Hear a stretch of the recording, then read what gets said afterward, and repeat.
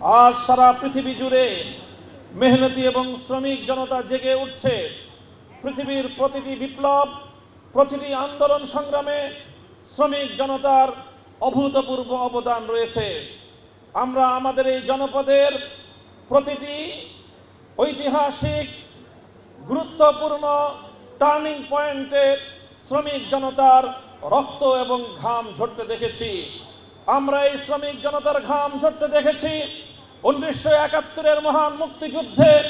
আমরা এই শ্রমিক জনতার ঘাম ঝরতে দেখেছি, রক্ত ঝরতে দেখেছি 2013 সালের শাপলা চত্বরে। আমরা এই শ্রমিক জনতার রক্ত এবং ঘাম ঝরতে দেখেছি 2024 সালের ফ্যাসিবাদ বিরোধী গণ অভ্যুত্থানে। আমরা বলতে চাই 2024 সালের এই ছাত্র গণ অভ্যুত্থানে নেতৃত্ব দিয়েছে ছাত্র জনতা, কিন্তু গোটা বাংলাদেশে রাজপথ দখল করার ক্ষেত্রে, ফ্যাসিবাদের বিরুদ্ধে রক্ত এবং জীবন দেওয়ার ক্ষেত্রে অন্যতম স্টেক হোল্ডার ছিল বাংলাদেশের শ্রমিক জনতা।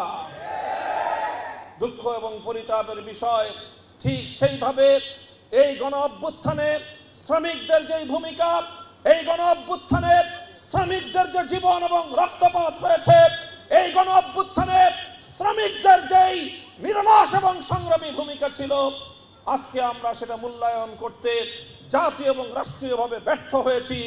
এই ব্যর্থতার কলঙ্ক বাংলাদেশের, এই ব্যর্থতার কলঙ্ক বাংলাদেশের ইন্টারিম গভর্নমেন্টে। আমি এজন্য বাংলাদেশ খেলাফত মজলিসের পক্ষ থেকে, বাংলাদেশ খেলাফত শ্রমিক মজলিসের পক্ষ থেকে গোটা বাংলাদেশের শ্রমিক জনতাকে অভিনন্দন জানাই এবং নিজেদের ব্যর্থতার জন্য আমরা তাদের কাছে দুঃখ প্রকাশ করি। সেই সাথে আহ্বান জানাই, অতীতের মতো প্রতিটি সংগ্রাম এবং বিপ্লবের মতো বাংলাদেশে একটি চূড়ান্ত বিপ্লবের প্রয়োজন। সে বিপ্লবের জন্য বাংলাদেশের সকল শ্রমিক জনতাকে প্রস্তুতি গ্রহণ করবার উদাত্ত আহ্বান জানাই। আর সে বিপ্লব হবে সকল বৈষম্যের, সকল সত্য উপড়ে ফেলে আল্লাহর জমিনে আল্লাহর খেলাফত কায়েমের বিপ্লব, ইসলামের বিপ্লব।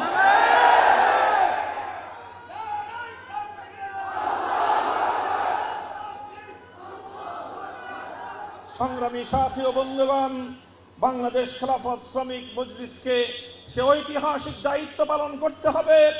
এদেশের প্রতিটি সেক্টরের শ্রমিক জনতাকে ঐক্যবদ্ধ করতে হবে।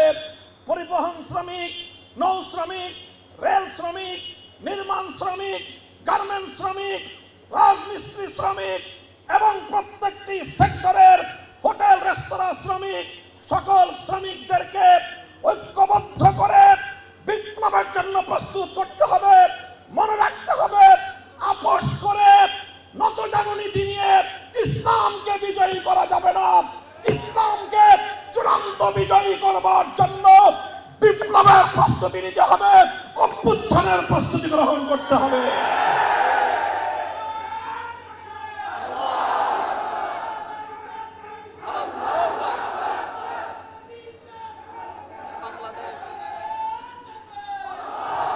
সংগ্রামী শ্রমিক জনতা, আমি আপনাদেরকে বলতে চাই, পৃথিবীতে শ্রমিকদেরকে নিয়ে অনেক তন্ত্র গড়ে উঠেছে, শ্রমিক জনতার রক্তের উপর অনেক বিপ্লব প্রতিষ্ঠিত হয়েছে, কিন্তু কোন তন্ত্র মন্ত্র আজ পর্যন্ত শ্রমিকদেরকে অধিকার তো দূরের কথা, ন্যূনতম সম্মান আর মর্যাদাটুকু পর্যন্ত দিতে সক্ষম হয়নি। শ্রমিকদের সত্যিকার অধিকার, সত্যিকার সম্মান এবং মর্যাদা যদি দিয়ে থাকে, দিয়েছেন আল্লাহর নবী, বিশ্ব মানবতার মুক্তির দূত নবী মুহাম্মদুর রাসূলুল্লাহ সাল্লাল্লাহু আলাইহি ওয়াসাল্লাম। তাই আসো হে নিপীড়িত শ্রমিক জনতা, তন্ত্রমন্ত্র ছুড়ে ফেলে দিয়ে বিশ্ব নবীর আদর্শ বাস্তবায়ন করবার জন্য নিজেদের জানের বাজি লাগাও।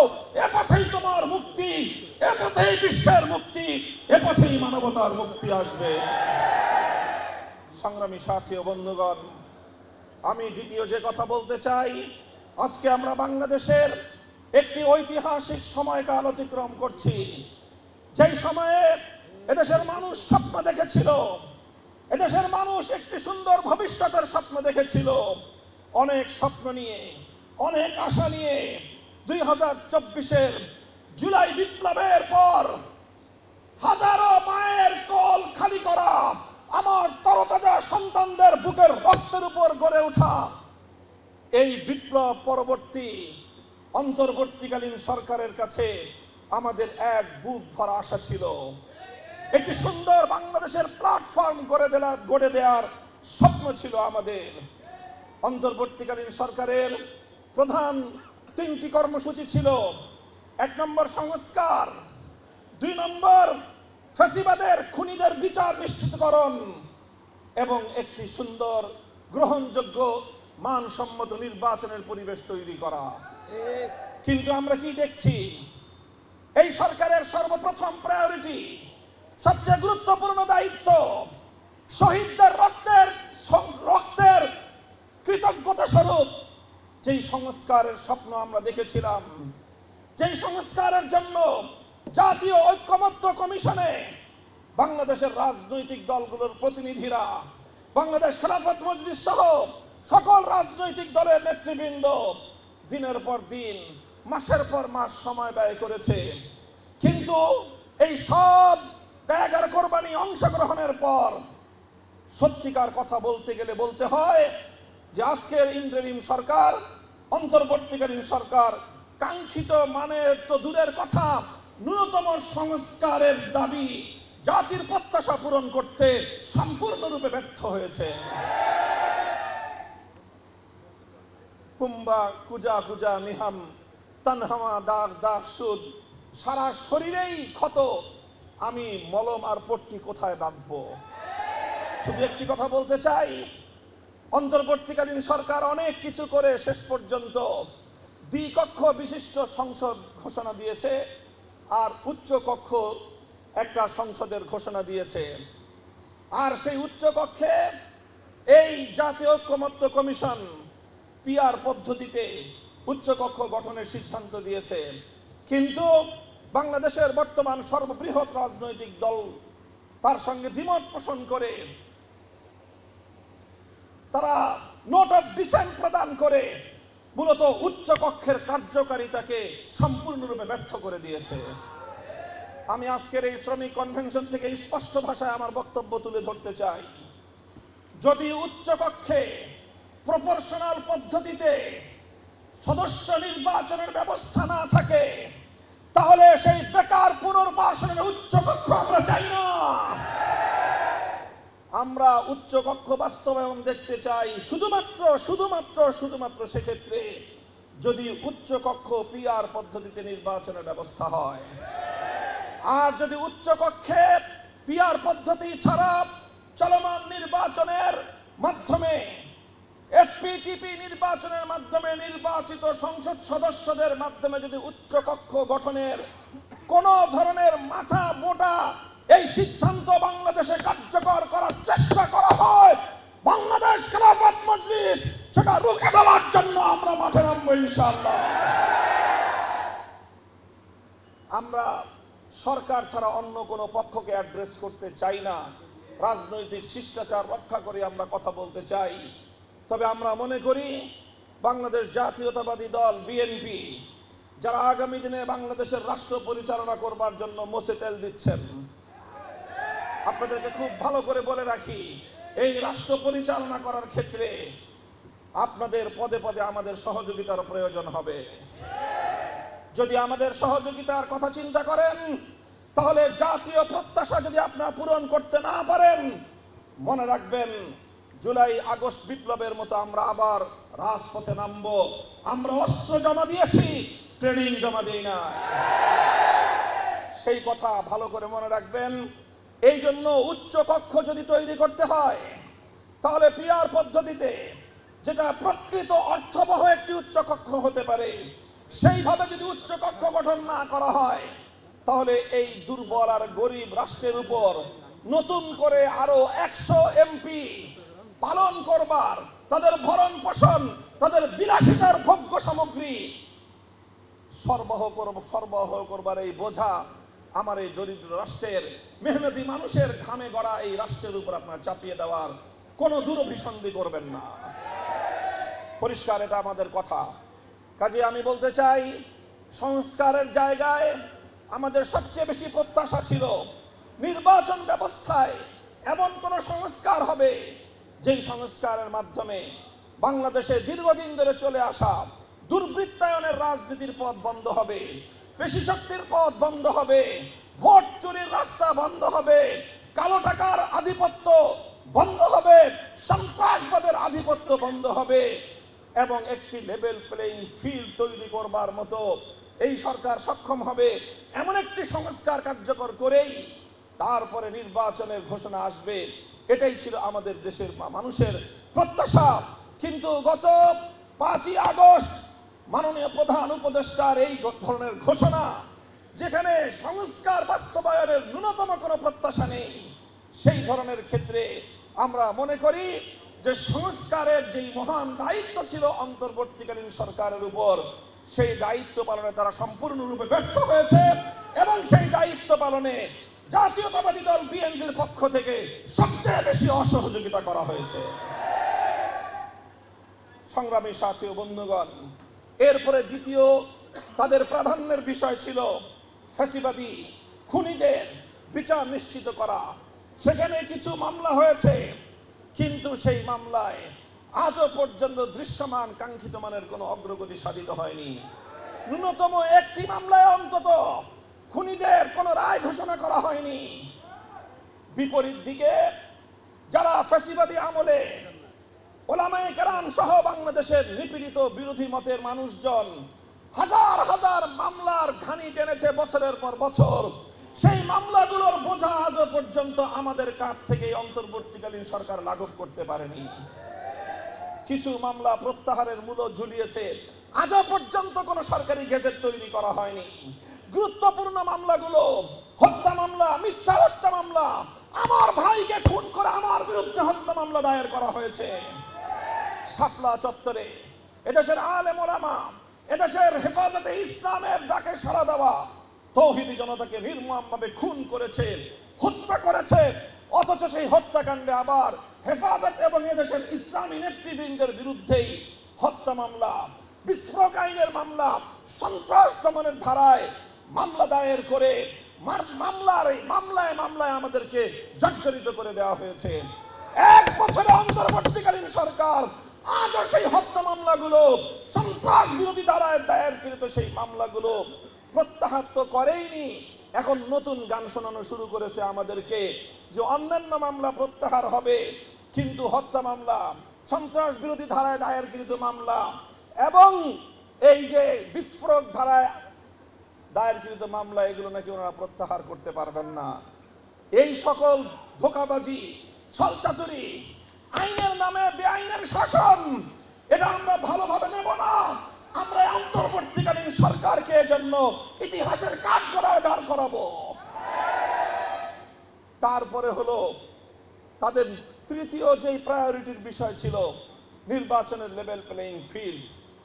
এদেশের মানুষ মনে করে, প্রতিটি রাজনৈতিক পক্ষ মনে করছে, আজ বাংলাদেশে যে আইন শৃঙ্খলা বাহিনীর আইন শৃঙ্খলার যে পরিস্থিতি, পুলিশের যে নিষ্ক্রিয় ভূমিকা এবং সারা দেশে চাঁদাবাজদের যে দৌরাত্ম্য, সারা দেশ জুড়ে যেভাবে অবৈধ কালো টাকার মালিকদের যে আধিপত্য, সেই জায়গায় নিরীহ সাধারণ সৎ দরিদ্র মানুষের পক্ষে আগামী নির্বাচনে প্রতিনিধিত্ব করা তো দূরের কথা, নির্বাচনে প্রতিদ্বন্দ্বিতা করা তো দূরের কথা, তারা নির্বাচন নির্বিঘ্নে ভোট পর্যন্ত দিতে পারবে বলে আমরা আস্থা রাখতে পারছি না। অন্তর্বর্তীকালীন সরকারকে সেই পরিবেশ নিশ্চিত করতে হবে। বড় বড় রাজনৈতিক দলগুলোকে সেজন্য নিজেদের দায়িত্ব পালন করতে হবে এবং সেই পরিবেশ নিশ্চিত করতে হবে।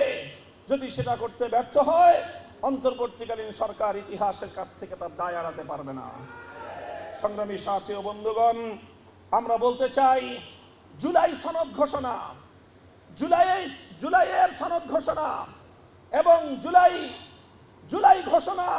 জুলাইয়ের সনদ প্রণয়ন, এগুলো এদেশের মানুষের 24-এর বিপ্লবে অংশগ্রহণকারী প্রত্যেকটি পক্ষের দাবি ছিল, আন্তরিক দাবি ছিল, প্রত্যাশা ছিল সরকারের কাছে। জুলাই ঘোষণা এবং জুলাই সনদ তারা জাতিকে প্রদান করবে। 1 বছর পর নামকা বাস্তে জুলাই ঘোষণা প্রদান করেছেন মাননীয় প্রধান উপদেষ্টা। 5ই আগস্টের ঐতিহাসিক সময়ে এই ঘোষণা দেওয়ার জন্য আমরা অভিনন্দন জানিয়েছি, কিন্তু একই সঙ্গে চরম ক্ষোভ এবং দুঃখের সাথে আমরা এই ঘোষণাকে প্রত্যাখ্যান করেছি যে এখানে বাংলাদেশের অস্তিত্বের ইতিহাসকে পর্যন্ত যথাযথ মর্যাদা এবং স্বীকৃতি প্রদান করা হয়নি। বাংলাদেশ এমনি এমনি গড়ে ওঠেনি। আমরা বলেছি এবং ইতিহাস বলে তিনটি আধিপত্যবাদের বিরুদ্ধে লড়াই করে আজকের বাংলাদেশ তৈরি হয়েছে। সর্বপ্রথম লড়াই করতে হয়েছে 19 শতকের গোড়ার দিকে, 20 শতাব্দীর গোড়ার দিকে কলকাতার দাদাবাবুদের আধিপত্যবাদকে খর্ব করে পূর্ববঙ্গ পশ্চিমবঙ্গের আধিপত্য থেকে মুক্ত হয়ে বঙ্গভঙ্গের মধ্য দিয়ে বাংলাদেশের স্বাধীন মুসলিম জাতিসত্তা গঠনের সর্বপ্রথম আনুষ্ঠানিক যাত্রা শুরু হয়েছিল। আজ সেই কলকাতার আধিপত্যের বিরুদ্ধে জুলাই ঘোষণায় কোনো ধরনের আকার ইঙ্গিত নাই। 1947 সালে যে ঐতিহাসিক ব্রিটিশ উপনিবেশবাদের বিরুদ্ধে আমাদের পূর্বপুরুষরা রক্ত দিয়ে জীবন দিয়ে এই মাতৃভূমিকে ব্রিটিশের আধিপত্য থেকে মুক্ত করেছিল, দিল্লির কাছ থেকে তারা মুক্ত করেছিল, সেই 47-এর কোনো স্বীকৃতি, 47-এর কোনো ঘোষণা জুলাই ঘোষণার মধ্যে অন্তর্ভুক্ত করবার একটু স্থান দেওয়ার কোনো প্রয়োজনীয়তা তিনি অনুভব করেননি। এরপরে আসলো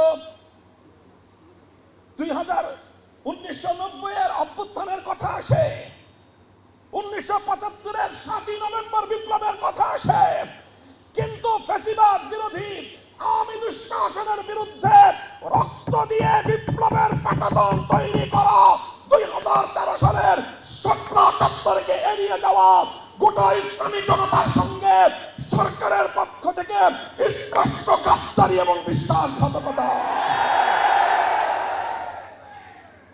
আজ আমরা স্পষ্ট ভাষায় বলতে চাই, শাপলা চত্বর যদি তৈরি না হতো 24-এর বিপ্লবের পাটাতন তৈরি হতো না। রক্ত দিয়েছি আমরা, জীবন দিয়েছি আমরা, আমাদেরকে এভাবে উপেক্ষা করবার এই কলঙ্কিত ধারা যদি পরিবর্তন না করা হয়, আগামীর বাংলাদেশে আমরা বিপ্লবের জন্য প্রস্তুতি গ্রহণ করবো ইনশাআল্লাহ। সংগ্রামী সাথী ও বন্ধুগণ, এই হলো জুলাই সনদের অবস্থা। আর এই জুলাই ঘোষণাকে কেন্দ্র করে তার ক্ষোভ এবং সেটা কতটাই এক পেশে দৃষ্টিভঙ্গির ভিত্তিতে হয়েছে তার আমরা বাস্তবায়ন দেখতে পেয়েছি। যারা জুলাই যোদ্ধা ছিল, যাদের নেতৃত্বে জুলাইয়ের বিপ্লব সংগঠিত হয়েছে, সেই আত্মাভিমানী ছাত্র জনতা, ছাত্র নেতৃত্ব সেই জুলাই ঘোষণার অনুষ্ঠানকে পর্যন্ত তারা বর্জন করেছে।